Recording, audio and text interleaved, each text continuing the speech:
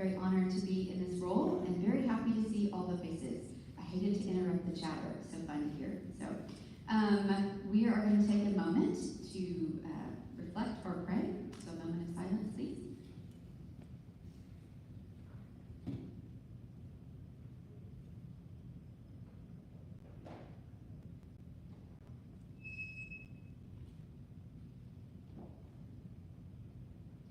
Okay, our flag salute today is by Bob Deckenbaugh, and our new member, Rebecca Delcine, is going to do the four-way test. Please join us.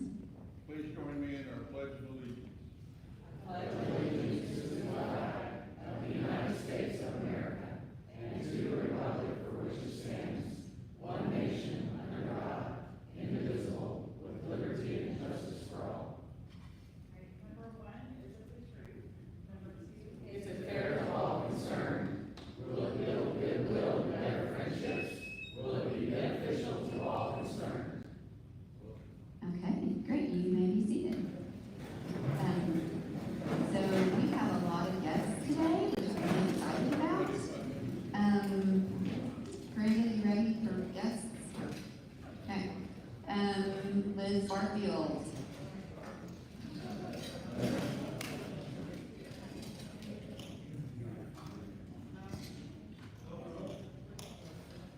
I have two guests with me today, and last time I saw these two people, they were also together, so we were out of business after hours. But I have Elizabeth Hurley here, with me on the same guest. And then I also have Michael Stipke. I must have messed up. There's something about that messed up. He's with Big Brothers and Sisters, and Elizabeth is real estate here in Norman. So they're both here as my guests today, and hope you all welcome them.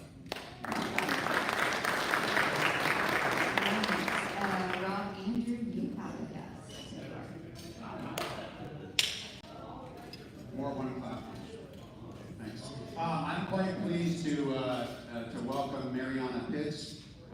She is, amongst other things, a former student of mine. She graduated at OU in 2016. Later on, she graduated from OU again with a law degree. She's originally from Ukraine, near Lviv. That's very western Ukraine. And she works for a law firm in Edmond, and she's a member of the Noon Club, Rotary Club in Edmond. So please join me in welcoming Mariana Pitts. I have a guest. You might be a familiar face to several of you, Kim Poop. Wait, or stand up. There you go. She is the executive director of Assistance League, and they welcomed us a few weeks ago to their building to talk to her about Operation School Bell. And I think she's joining us as a member. Yay. And then we have Terry from Sooner Club. You want to say a few words? Sorry, I should have prepped you there. Go on, Steve. Sorry, mouthful. I'm with the Norman Sooner Rotary Club, and I came today to say thanks. You see some wonderful pictures up there. We had our annual project of school crossing guards on the first day of school, elementary school. We came and asked for help from this club and the Cross Timbers Club. We got 5 people who could help. Andy, Stephen, Liz, Kyle, Phil. I think that was it. Did I miss anybody? But your help was a big success. We got kids across school, across the streets, and parked cars and unloaded kids, and we helped out the schools, and they very much appreciated it. I get all these emails of thanks. So again, thank you to this club for helping us make it all happen. Thank you. I haven't done it before, but it's fun to watch all the little kids. Mine are old, so I don't get to see little kids on their first day of school anymore. So it was kind of fun to be there. Okay, several announcements. I'm going to announce a couple, and then I'm going to hand the mic to Steve Warren. We have the Barnes & Noble Book Fair this weekend. I think there might be a couple of ships left. We're doing really good on signups, but you might check that if you're interested in working Saturday or Sunday at our book fair. That's great timing, right up there. We also are collecting school supplies for the Beacon Project, and we will be off-site at their location, stuffing backpacks in 2 weeks. So if you have school supplies that you'd like to bring either to our meeting, and Shauna will be happy to take him over, or you can just drop him straight by the Beacon Project. There's a list that went out a couple weeks ago. And on your table, something new, we've been asked to do this for a couple of years, we just haven't been able to make it happen. So hopefully this is our year. On your table are a sheet of information about Rotary readers. We are going to be trying to partner with Madison and Jackson Elementaries. They are looking for readers to commit, and I do say commit, not that you can't take a vacation or miss a week, we're not saying that, but if you would like to be a Rotary reader, they emphasize consistency. A lot of the kids that you'll be reading with don't have that from trusted adults in their lives, and so we're trying to provide another avenue for them to experience connection with an adult and to improve their reading skills, which is what we're all about in this club, is literacy. So if you think that you might want to read with a child, to a classroom, once a week, twice a month, once a month, there is information on a sheet on your table. Please take that and fill it out. We're going to try to launch that in September, if at all possible. It might be October by the time we get all of that rounded up. But please take a look at that. The two elementary schools have asked for something a bit different. So see if one of those appeals to you more than the other. And if you'll just give those back to me at the end of the meeting, that would be great.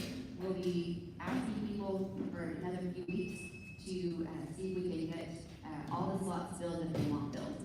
So that's called Rotary Readers. We're at Jackson Elementary and Madison Elementary.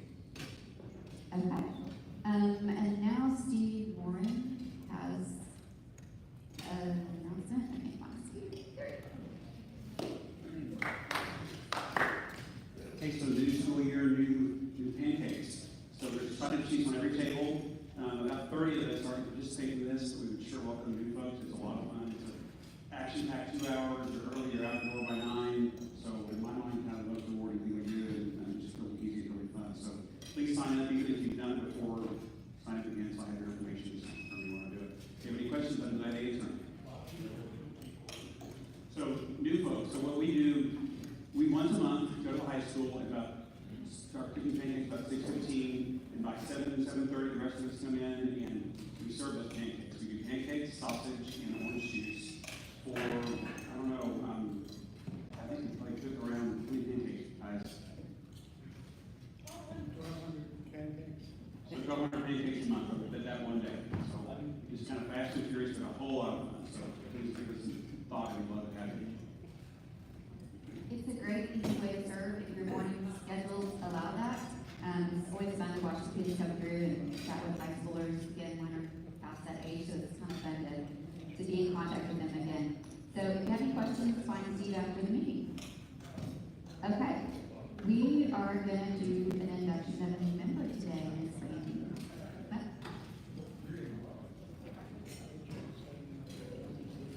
Okay, all right. On behalf of the members of Norman Rotary, I'm delighted to extend a warm welcome to our newest member, Randy Phillips. Joining Rotary is not just about becoming a member of a club, it's about becoming part of a global community dedicated to making a positive difference in the world. As Rotarians, we uphold the values of service, integrity, diversity, and leadership. We are united in our commitment to improving lives locally and globally through our various service projects and initiatives. Randy, we are excited to have you join us on this journey of service and fellowship. Your unique skills, experiences, and perspectives will enrich Norman Rotary and contribute to our collective efforts to create lasting change. As you embark on your Rotary journey, you will have the opportunity to connect with fellow members, participate in meaningful projects, and engage in activities that align with your passions and interests. We encourage you to take full advantage of all that Rotary has to offer and to share your ideas and aspirations with us. Once again, Brandy, we welcome you to Rotary. We are thrilled to have you as part of our Norman Rotary family. We look forward to working together to make a positive impact in our community and beyond. Everybody, please extend a warm welcome to Brandy.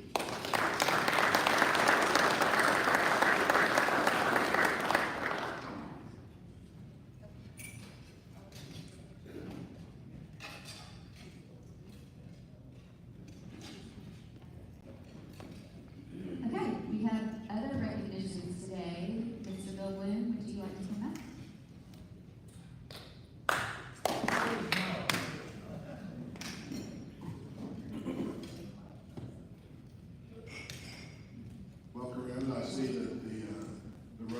shorts crowd is full of you, suck you into that.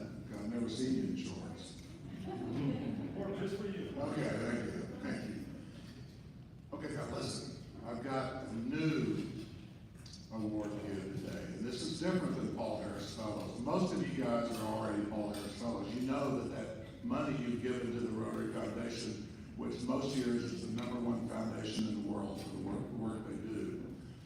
All that money gets spent after 3 years. The interest on that for 3 years goes to the administrative costs. There is another way to give to the Rotary Foundation, and it's called the permanent fund. Now, permanent, if you don't know that word, means, what is that, Ray? You're a newspaper guy. Forever. Two's not going anywhere. So, the permanent fund, you give, and only the interest gets used from now on. So even after you are gone, out of Rotary, out of life, your money is still being used for the Rotary Foundation. So, and Ron Burton's not here today. I think Ron Burton actually started this, if I'm not mistaken. So that's even closer to home here for us. So the permanent foundation, the permanent giving has 2 ways. You can be a benefactor, which is $1,000. Either you give money, $1,000, you put it in your will or your trust for $1,000, or you life insurance for $1,000. So we have 13 benefactors in this club. There's another level, a major level of the permanent fund, and so we have one of those today. The Bequest Society, we have 4 of those. We have 5 today, and that's way over $1,000. So I want Steve Wood to come on up here and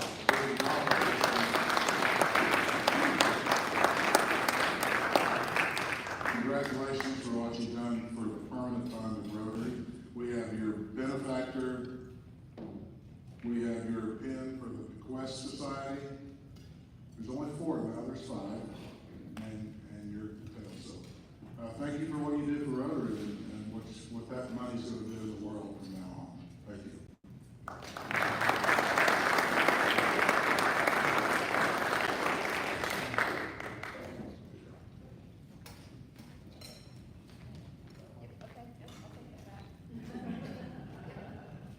Okay, let's give Steve another round of applause. I don't know if y'all know what Steve does, but he is an invaluable member of Rotary, so thank you for all you do, Steve. I'm going to turn this over to Stephen Brando to introduce our speaker today. We're glad you're here, glad all of y'all are here.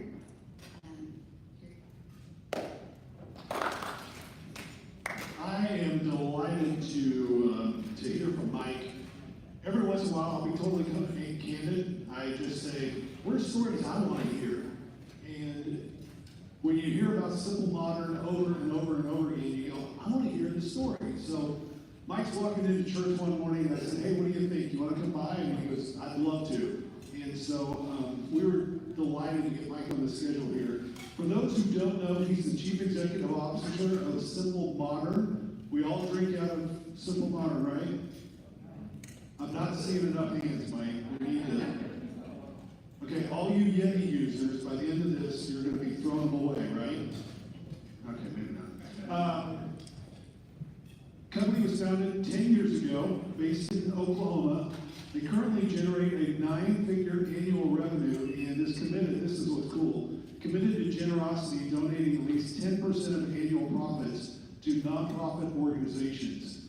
And under Mike's leadership, the company has grown into a category leader in Amazon, Target, Walmart, and Sam's Club, and they serve more than 20 million customers worldwide.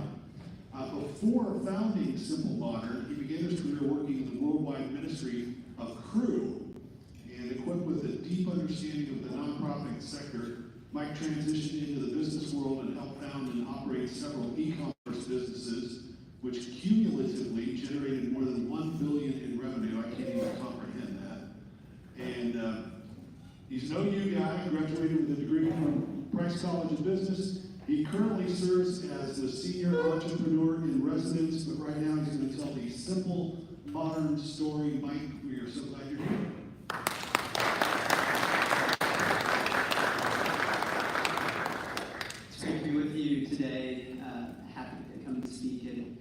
organizations and groups like this, because of what you're about, what you care about, I think is on top of the same things that I care about. And so I'm going to tell you our story, or actually just a little bit of our story, and then I want to leave plenty of time for Q&A. I actually enjoy that more. So start thinking about questions you might ask.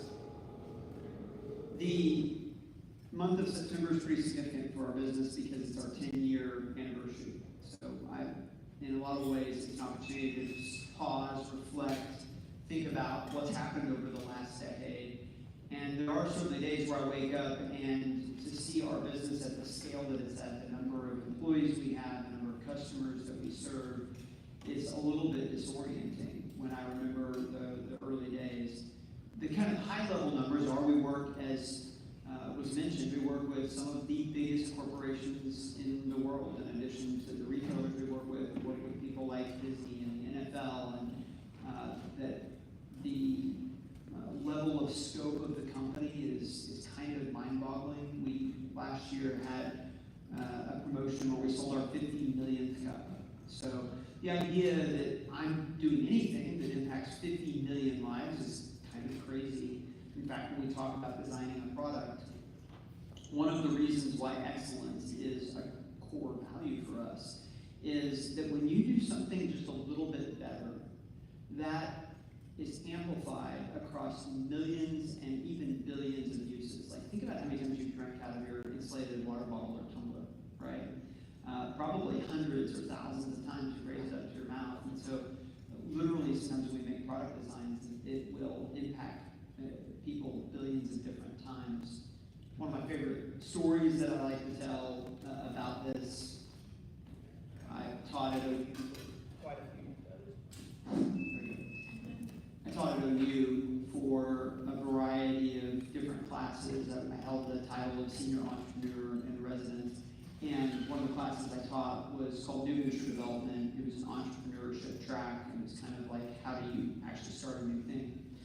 The teacher that I co-taught the class with during COVID moved back home, and very quickly after moving back home to Florida, found out her father, who was the only remaining parent, he got diagnosed with stage 4 pancreatic cancer, which is a very unfortunate diagnosis, obviously. And I would keep up with her via text, and one night I texted her, and she told me that her dad had passed away. But she said, I want to tell you that there's a story I've been meaning to share with you.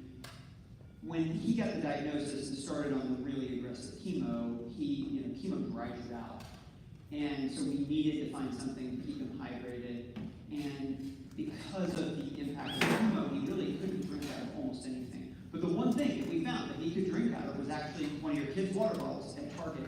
And it may not seem like a huge deal to anybody else, but it was a huge deal to us that kid's water bottle was able to provide relief in his final weeks. And so I always think about that like with the company and the products we make, we really are able to meaningfully impact people. But even more than that, the company has been built on a philosophy that I think is very reminiscent of the Rotary philosophy, which is that we have a high responsibility to the world that we live in, the community that we're planted in, the employees that work for us, the customers that we serve. And one of the ways that that's expressed most powerfully is that we give a significant amount of profit back to nonprofits every single year. Cumulatively, I think that's over $10 million over the last 3 or 4 years. Most of that is invested in local communities. We have a variety of different causes that we focus that on. And so that's where the company is today. Much bigger scale than I could have ever hoped, really impacting a lot of people's lives on a day-to-day basis, and hopefully getting to make a real impact, not just through our giving, but also in the lives of the people that work at the company.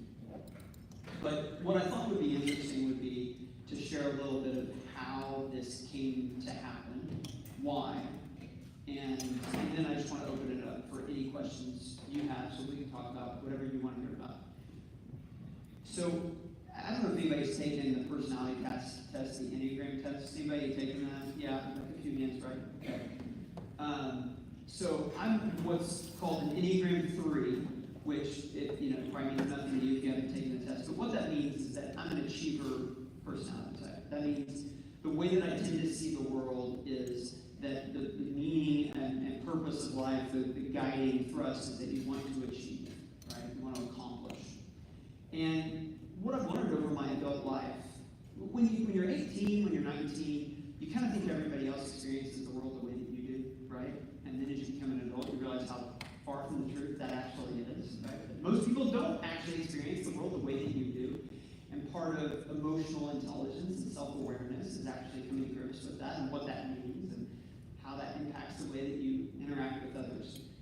So it was in college where I first started to realize that my drive for achievement, my ambition, and often the ability to kind of work at a feverish pace was just very unique and different than other people. But I discovered that probably the most important question in my life was not, will you achieve? When I was younger, when I was immature, I used to think that was the important question. What I've learned as I've grown up and as I've matured is that the most important question in my life is how I define achievement. And I think the way that our culture defines achievement has a pretty profound impact on the type of communities we get, the type of citizens that our culture produces, the type of relationships that we have with one another, and the type of future that we have. My parents were both in mental health. My dad is a psychologist, my mother was a social worker, and so they worked with people that had gone through some very difficult circumstances. And it's interesting, growing up, I don't know how many people in the room have kids. I have two that I adore. They're 10 and 13. Both redheads, which was one of the more shocking events in my wife and I's life, because she has very dark hair. But as I've been raising our kids, it's triggered memories from my own childhood. It's interesting, I have a theory that you don't really understand your own childhood until you've gone through it on the other side, because you really see it through a fresh lens. And one of the things that I realized is that there were 2 or 3 kind of foundational things that happened growing up that really impacted the way that I saw the world. And one of those was my parents said to me on many different occasions, they said, we did not pick a profession based on how we could make the most money. We picked a profession where we felt like we could help the most people. And that's a great message, obviously, to be hearing from your parents. And the reason why I think it was so profoundly helpful for me to grow up in a household like that, and for me, with the way that I tend to want to see the world, to hear that, is that what it did is at a fairly young age, it defined that success is actually making a positive impact in the lives of other people, right? It's not acquiring more stuff. It's not making the number in your bank account go up. It's not getting a certain level of status or prestige in the eyes of other people, but that rather, like, real success, real achievement is actually making a lasting and a tangible impact in the lives of other people.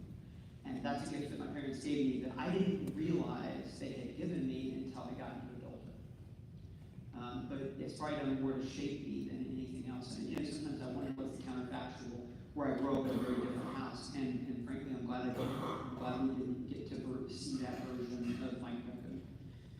So went to college, was at OU on full ride, and majored in finance.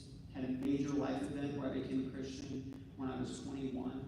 I was in college for 5 years, and if you took it, you sawed it right down the middle. That's when I became a Christian, and so I had radically different looking hats at college. One of the things I tell people is that I was in a fraternity, and for the first 2.5 years of college, I looked just like a typical fraternity guy. I just had a little bit better grades. And then I became a Christian, and then really had my life changed. And I think that also kind of activated some of these things that had happened in my childhood. Got out of college, got married the weekend after I graduated. My wife still had 1 more year at OU, and so I had an opportunity. I had kind of a gap year where it's like, Oklahoma City is not exactly the finance capital of the world. So I wasn't really sure what I was going to do. There was a ministry I'd been involved in as a student, and they said, hey, you could do a 1-year internship while you wait for your wife to finish her master's. So I did it. I raised my salary, $18,000. That's what I made coming out of college, and I raised it, and I struggled to raise it. It was not a very good fundraiser, surprisingly. better salesperson than fundraiser, I've learned. And maybe I'm not very good at selling myself as a product. But whatever the case is, I loved it. Loved it. It's the first time in my life where like my job was actually to pour into other people and help other people to be successful. One of my favorite quotes, it's a Zig Ziglar quote, you can get anything you want out of life by helping other people get what they want out of life. And I think I started to really see that I was actually very satisfied with my time spent helping other people to grow and flourish. So 1 year turned into 2, turned into 10. I spent my entire 20s doing this. My wife worked in the business world for a couple of years, and then she came and worked with me. And by the time I got to 30, I had, I think, gotten to a point where I felt very comfortable in my own skin, and I thought that I would continue to be in the nonprofit world, even though that was certainly not the type of degree I'd gotten, or maybe necessarily the perspective I had on where things would go as a college student. And then right at that point, the story changes. One of the things I tell students when I talk to them, there's so much anxiety with 21-year-olds, 22-year-olds. What am I going to do? I feel like I have to have it all figured out. What if I make the wrong decision? And one of the things that I love sharing, and I think it's true for us at any stage of life. At this point, I've probably sold about as much stuff on the internet as anybody in the world. I have not sold a single thing on the internet on my 30th birthday. And so there was all this whole career and this whole future in front of me that I couldn't even imagine. But right around 30 is when I helped my brother start a business that got way more successful than we thought. I thought it was going to be like a side thing I did on nights and weekends. It took it about a year to have its first $1 million revenue day. And then we got pregnant with our first kid, and I felt like I had to make a decision of, hey, where am I going to focus my time? And I felt called into the business world. So I worked with my brother for a few more years, and then in 2015, about 10 years ago, I really got to a point where I either wanted to be back in the nonprofit world or I wanted to build a very radically different type of business. And that's what we did with Simple Modern. Bootstrapped, which means we didn't take money from anybody, and so we don't have to take direction from anybody. We have a very clear picture of what our company exists to do and how we want to be different. We want to have a very different culture, and we want to have a very different philosophy towards generosity, that everyone who comes in contact with the company in any way has their life enriched as a result of it. It's viewing the world with an abundance mentality instead of a zero-sum mentality. That generosity actually creates more abundance. But the more we lean in and the more that we have an attitude of generosity, it turns out the more there is to be generous with. As opposed to a scarcity mindset where you think, well, if I'm generous with this person, that means I have to give less to myself, or I have to give less over here, and we found that's not been the case. And in a lot of ways, Simple Modern is an experiment that is about to hit its 10-year birthday of like what would happen if you thought really radically different about the way that you built the company. And that ripples out in a lot of different ways. We're an ESOP, so everybody in the company owns a piece of the company. We have really leaned in when it comes to things like supporting parents that are trying to work and also be parents. Our values, some of them are very typical for a corporate culture. I don't think excellence is an atypical corporate value, but generosity certainly is, and the way that we define excellence and generosity certainly is. So when we hire a new person to our team, I'll sit down and I'll really walk through our values. This isn't new to them, they've seen it during the hiring process. It's the first time to sit down with me and really talk through it. And one of the things that I tell them is that we really want them to be excellent in areas of life that matter, and obviously there's some parts of their job, like their professional job, that'll involve, but that at our company, being excellent relationally is part of the job description. And that doesn't just mean being excellent relationally inside the company, that means with their relationships outside the company. I would happily allow us to be a little bit smaller, to grow a little bit slower, and our employees, our team members, to have healthy relationships outside of the walls of Simple Modern than the alternative. And one of the ways I'll express it sometimes is that if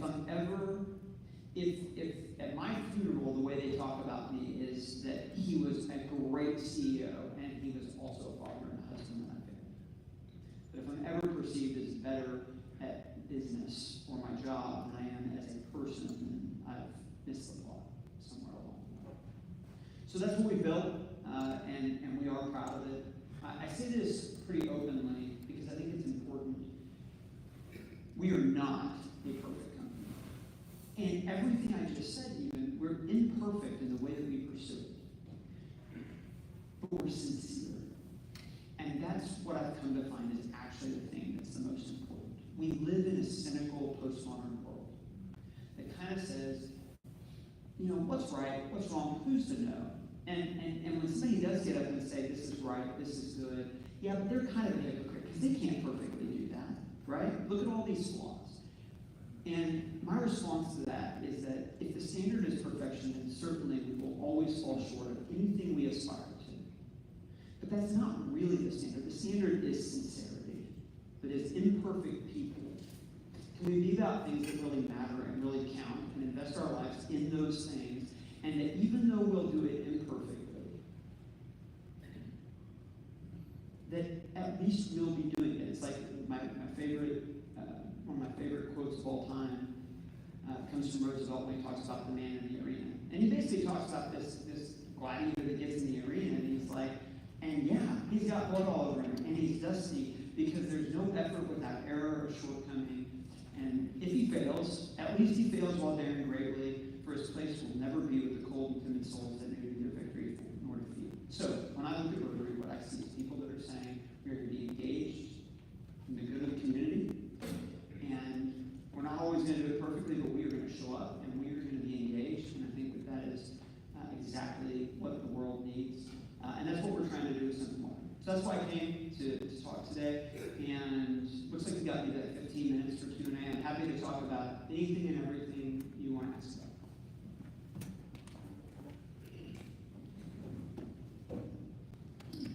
Mike, thanks for coming. You were quoted in the newspaper months ago about the impact of tariffs on your business, and that was early on. What's it like today? Yeah, it's very disruptive, I think. One of the analogies that I share often about, I really think this is leadership in general, certainly about leading a business, that you want to think that leading a business is kind of like you're in a powerboat or a motorboat, and you can kind of like decide how fast you go, and you can kind of steer it and go exactly where you want to go. But a better analogy is it's a lot more like being a river rafting guide.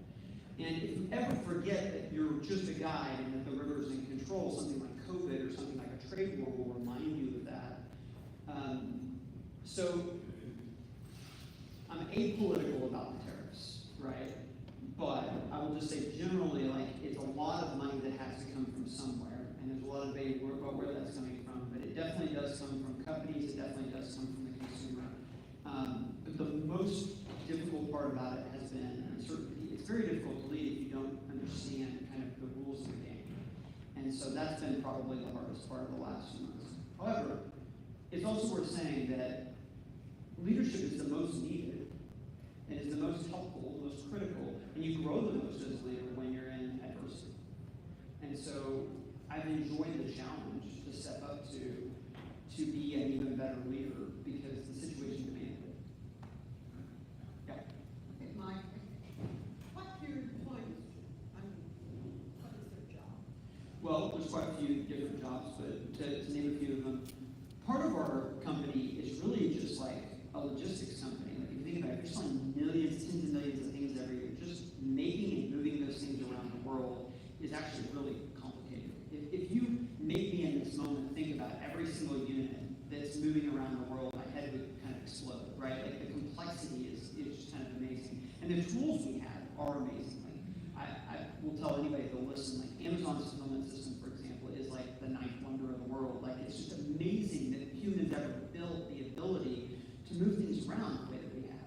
And during COVID, there was this like, everything's going digital and like the physical world doesn't matter anymore. And we very quickly were reminded that that's not true. Like dealing with physical world problems is a significant amount of what we do. We also do a lot of work in developing new products. We have, gosh, at this point, like 5,000 different products that we sell. We've got a whole portion of the team that's in marketing, which is how to communicate with customers, how to tell them about the things they have, why our product is desirable. We have a whole sales group. But we've also even started to spin up new businesses. Like we have an electrolyte company electrolyte mix, it's like a liquid IV or whatever, that's gone really well. And I think that we'll continue to spin up more companies. So a variety of different jobs. It's kind of neat. Okay, someone gets, one of his votes gets assigned to this company, follows through with them, or Yeah.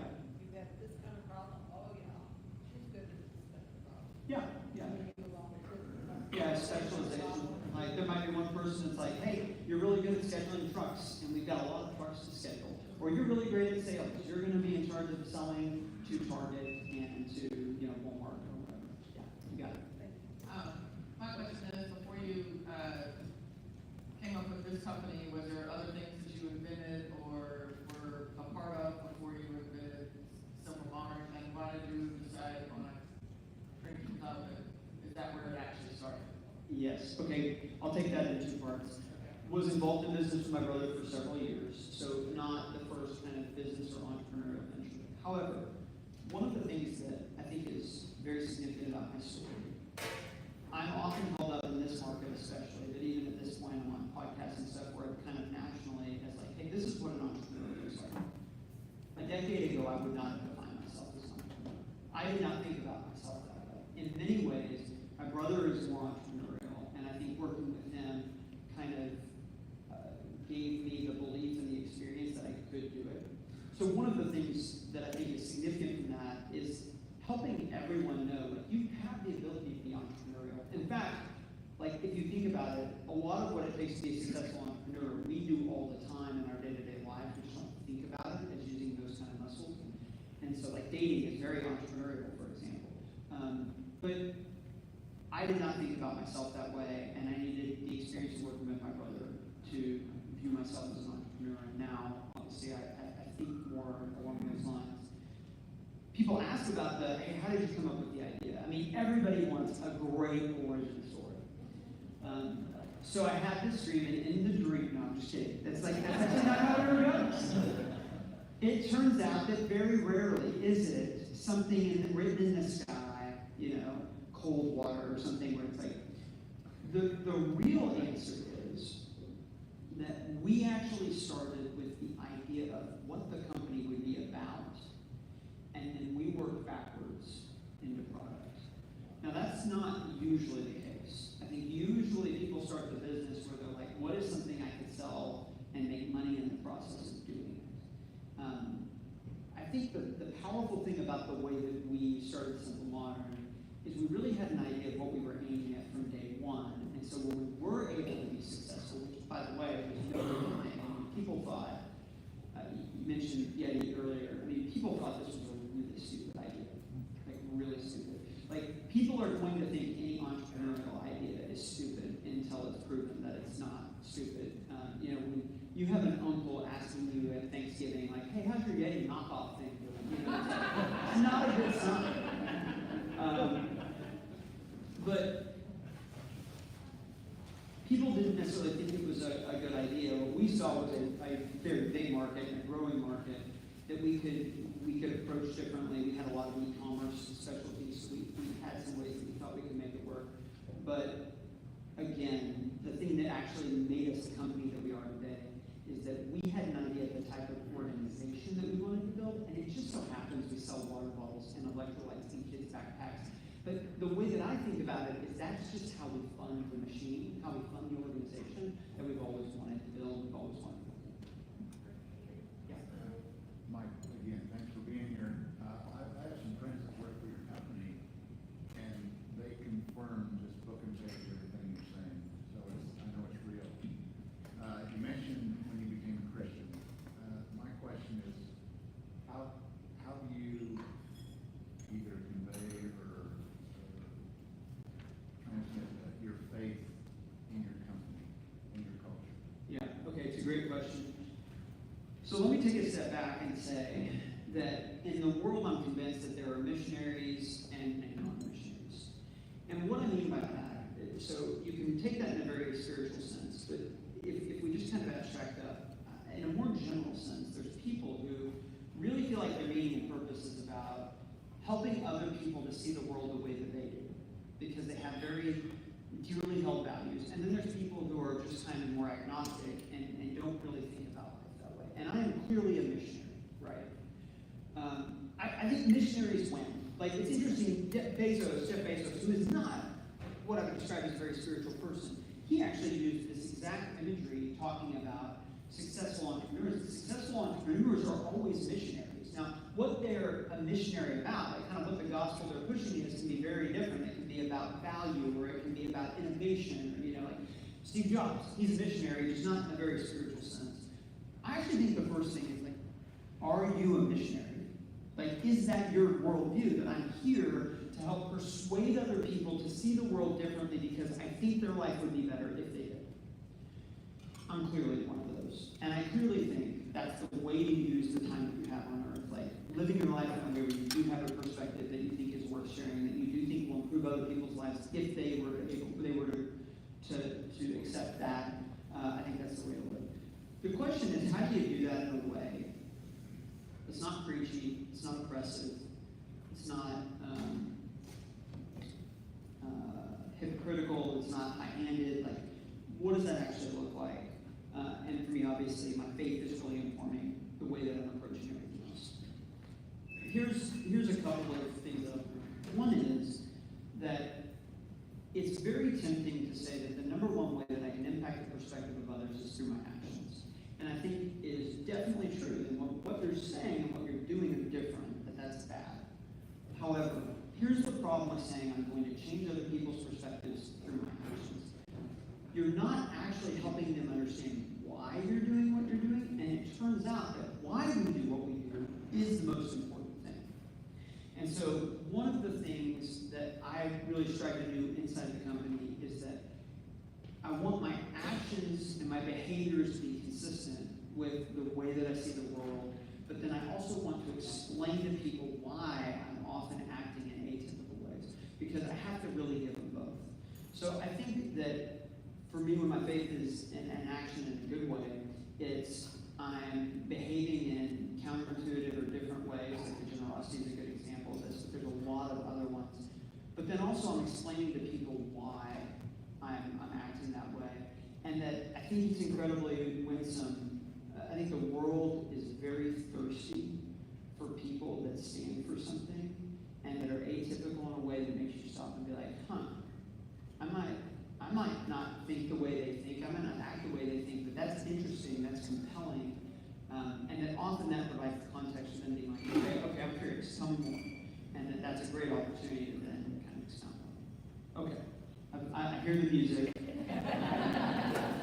No, you're good. There you go. Thank you very much. That was fantastic.